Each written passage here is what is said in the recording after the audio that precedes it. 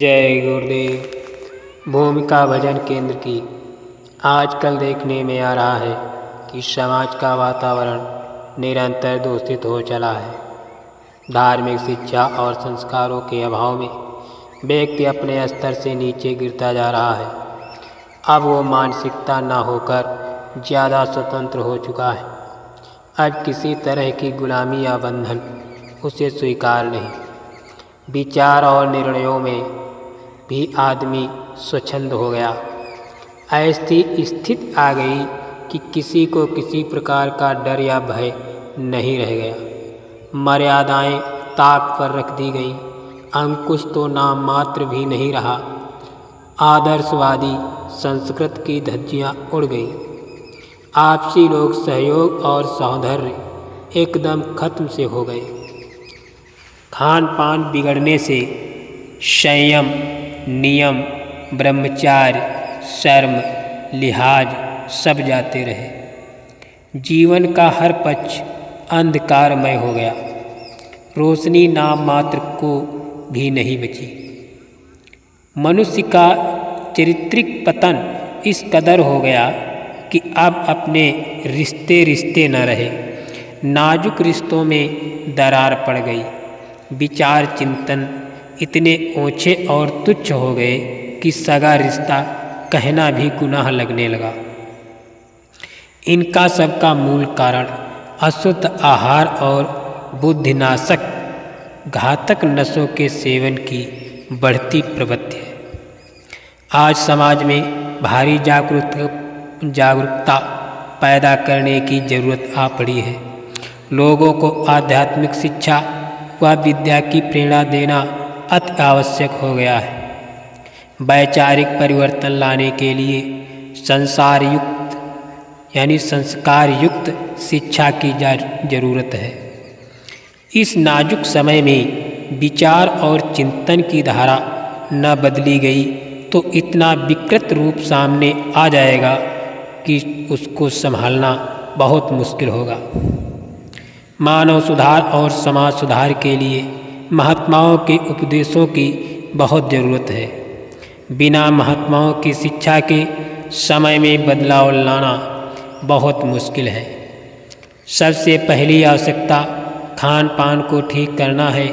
युग महापुरुष परम संत बाबा जय गुरुदेव जी महाराज ने आजीवन 116 वर्षों तक अथक परिश्रम करके 20 करोड़ लोगों का हृदय परिवर्तन कर दिया। उनको शाकाहार और नशा मुक्त बनाया। उनकी मेहनत का परिणाम है कि देश के किसी भी हिस्से में जाइए, हर जगह शाकाहारी नशा मुक्त सत्संगियों का समाज मिल जाएगा। बाबा जय गुरुदेव जी महाराज के आध्यात्मिक और वैचारिक जन जागरण का परिणाम है कि बिगड़ते समाज में भी कुछ लोग पूरी ताकत के साथ संघर्ष करते हुए अपने शाकाहार मद निषेध के मिशन पर डटे हुए हैं। इन जनहितकारी, आत्म कल्याणकारी, सर्वजन हिताय, सर्वजन सुखाय संदेशों को व्यापकता देने की जरूरत है। इसके प्रचार प्रसार का होना नितांत आवश्यक है। शाकाहार नशा मुक्त के प्रचार के साथ साथ भगवान के भजन की भी प्रेरणा देना, सहयोग प्रदान कर इस मिशन को आगे बढ़ाना सबसे बड़ी जरूरत है। गांव-गांव भजन केंद्रों की स्थापना करना बहुउद्देशीय काम है। जब सब लोग अपना अपना काम मेहनत, ईमानदारी, सच्चाई से करने लगेंगे तो मानव के चित्त में बैठी हविस समाप्त होगी। मेहनत और सच्चाई पर जोर रहेगा। मेहनत की, ईमानदारी की कमाई सदैव फलती फूलती है। परिश्रम की कमाई से ही भजन बनता है। भजन केंद्रों की समाज कल्याण और जीव कल्याण के लिए बहुत बड़ी भूमिका है। आइए हम सब लोग इसको परिश्रम करके सफल बनाएंगे। जब गांव-गांव भजन केंद्र बन जाएंगे तो हर गांव के लोग अपना अपना काम निपटा कर शाम को इकट्ठा होंगे और प्रार्थना, ध्यान, भजन करके सुमिरन करेंगे। सुमिरन करने के बाद दूरदर्शी आवाज़ मासिक पत्रिका के 2-4 पन्ने पढ़कर वाणियाँ सुना दी। आरती करके प्रसाद लेकर सब लोग अपने अपने घर जाएंगे।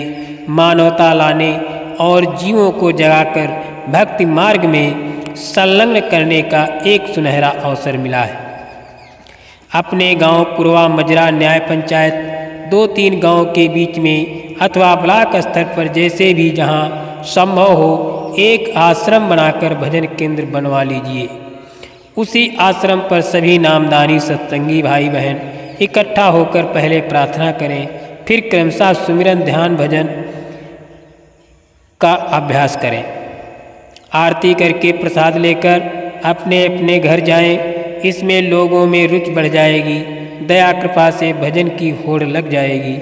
अधिक से अधिक समय देकर लोग भजन ध्यान सुमिरन करने लगेंगे। ये भी विशेष रूप से ध्यान देने की जरूरत है कि जब लोगों में आंतरिक कमाई करने भजन के घाट पर बैठने की प्रतिस्पर्धा हो जाएगी तो सभी को भजन ध्यान में ज़्यादा समय देने की धुन सवार हो जाएगी। जब रोज घाट पर बैठेंगे, भजन ध्यान सिमरन में दया की याचना करेंगे तो मालिक की अनुकूल दया मिलेगी। इस प्रकार की भ्रम संशय और वहम निकल जाएगी। भ्रम संशय वहम का निकलना हुआ कि अंतर में प्रकाश प्रकट हो जाएगा। प्रकाश से मार्गदर्शन मिलेगा। जब लगन तड़प विरह और श्रद्धा विश्वास से लोग भजन करेंगे तो गुरु कृपा होगी। आत्माएं जागकर दिव्य आध्यात्मिक मंडलों में सफ़र करने लगेंगी। आजकल लोग जैसे सांसारिक वैभव, ऐश्वर्य, धन संग्रह, मकान, सामान संग्रह, आधुनिक वस्तुओं को अधिक से अधिक एकत्र करने की भावना से अनहरिष्ट जुटे हुए हैं, उससे लोगों का मोह भंग हो जाएगा। इतना लोगों में इन सांसारिक चीज़ों से घृणा हो जाएगी कि लोग अनिच्छा से इनका उपयोग करेंगे। असली आत्म आनंद पाने के लिए जुट पड़ेंगे। जीवात्माएं जागकर अपना काम कर लेंगी। ऐसे भजन केंद्रों पर जब लोग अपने अपने बाल बच्चों को लेकर जाएंगे तो देखा देखी उनमें भजन सेवा भक्ति के संस्कार पड़ेंगे। वे भी माँ बाप के साथ भजन ध्यान सुमिरन करने लगेंगे। एक प्रकार की लहर बन जाएगी। रोज रोज वाणियों की चर्चा करते करते जीवन की असली संपत्ति नाम कमाई के लिए लोग उत्साहित हो जाएंगे। सांसारिक पदार्थों की होड़ को छोड़कर भजन सुमिरन साधन की होड़ लग जाएगी। लोग आत्म मंथन करने लगेंगे। असली वस्तु के आगे नाशवान नीरस अस्थायी वस्तुओं से मोह भंग हो जाएगा। असली सुख शांति के कल्याण केंद्र के रूप में ये भजन केंद्र काम करने लगेंगे। जहाँ ठंडक मिलेगी वहाँ सब लोग आकर्षित होकर आने लगेंगे, लाभ प्राप्त करेंगे।